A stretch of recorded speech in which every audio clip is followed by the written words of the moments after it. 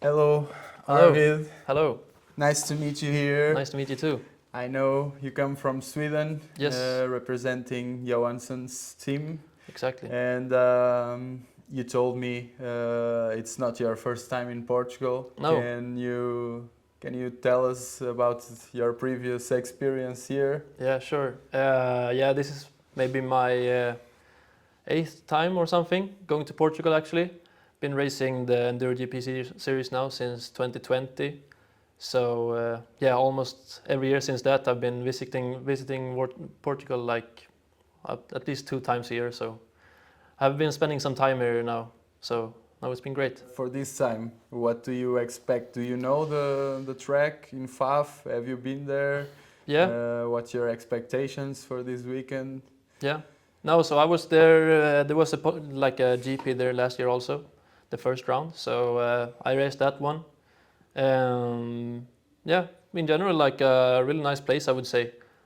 Great area for the paddock and everything like that. Nice test, variating test, a really difficult extreme test.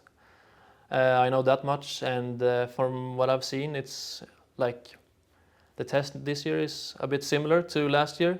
So I know what to expect now. It will be difficult for sure.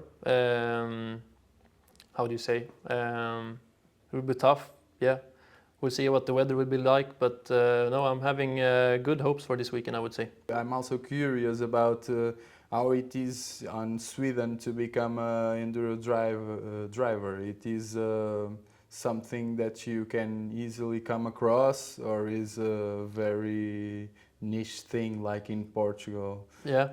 No, so yeah, like I would say like most Swedish riders at least, like my dad was racing dirt bikes when he grew up, or yeah, like just before I was born, I picked up riding, and he was riding like when I was young and all of that kind of stuff.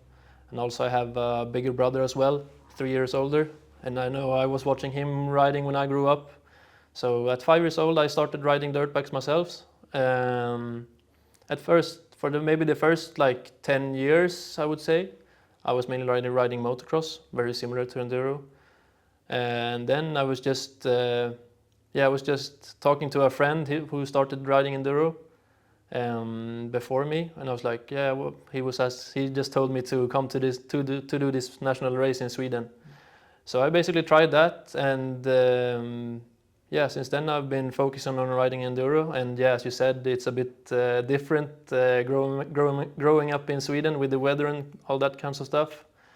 But no, it's been really fun now. Like in the winter time, you have to use the spike tires and stuff for training, so that's a bit special. It's really cold, like I don't know, maybe from November to yeah, at least February, March. Then like the ground is completely frozen, snowing from time to time. So normally, like these last few years since I finished school, I've started going down to a bit to the south of Europe, like Italy or Spain, sometimes to Portugal for training in the beginning of the year, just to prepare for the season. And then yeah, normally the season starts now in beginning of April, end of March. And then around that time, it's good time to come back to Sweden and yeah, start riding over there. And then mostly that is my base for the rest of the year at home. How important is for you to be in a good shape, Yeah. and what can you share with us? Like, what do you do to prepare yourself and your body Yeah. To be up to the task? Yeah, yeah, Basically. sure, absolutely, no worries. Yeah, basically, and our season is quite long. It's starting in the beginning of end of March, beginning of April or something like that, and then it finishes in late October, beginning of November. So it's a very long season. So normally after that, if we take one season at a time, normally after the last race of the year, I take a break, maybe 1 month, just to get a bit of rest, because the season is very intense, and yeah. Then after that, the winter time in Sweden, it's frozen and everything like that, so it's a bit difficult to ride.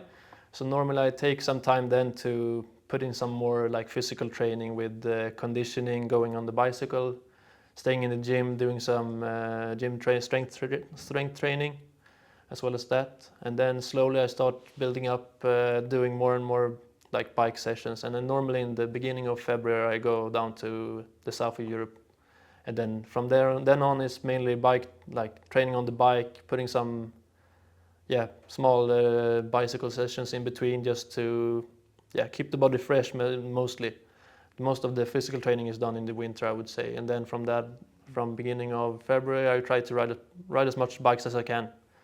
And then during the season we have a lot of races, so then it's not as much about like trying to progress. Of course you do your best, but then you also have to be you also have to stay like in good, like how do you say, get in the right amount of rest as well. So you can't be too hard on the training sessions during the season, like in between weekends and so.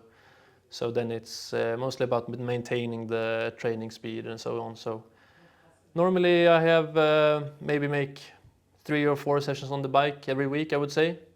And then I try to make some bicycle sessions, some gym sessions as well in between that. But nothing that gets you too fatigued, just exactly keep up with the main thing is to be fresh on the bike, so I can keep a good quality when I'm riding my dirt bike. So in between that I don't try to do too much heavy stuff, for sure. Except for the winter. That's it. Thank you very much. Thank you for your time, for your interview, and good luck. Very good luck for this weekend. Thank you. Hope you crush it. Yeah, thank you. We hope so. Nice.